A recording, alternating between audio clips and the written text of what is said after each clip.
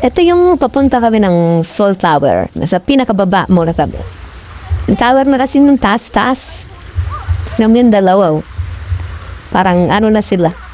Pagod na mga. Wala pa sa 1/4 aakyatin nila. Unang hagdanan pa lang yan. Tignan mo sila. Oh, papataas kami ng papataas yan. Hagdanan pa lang yan. Wala pa yung mga parang patag lang siya pero papataas yan. Papunta ng Seoul Tower yan. Nakalbutan kasi nila magpabook ng ano yan, ng cable car para makapunta agad sa taas. At least naman, okay lang para ma-experience din dalawang bata ang pag-akyat ng bundok. Tignan mo, oh. Sisigaw pa yan. Ayan na. Oh. Mag-stop over na kami. Ito, ang ganda ng CR nila. Parang bahay.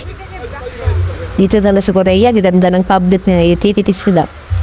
Yan, start ulit kami mag-aakyat. Yes. Para naman makita namin yung paglubok ng araw sa taas. O sige, next time ulit.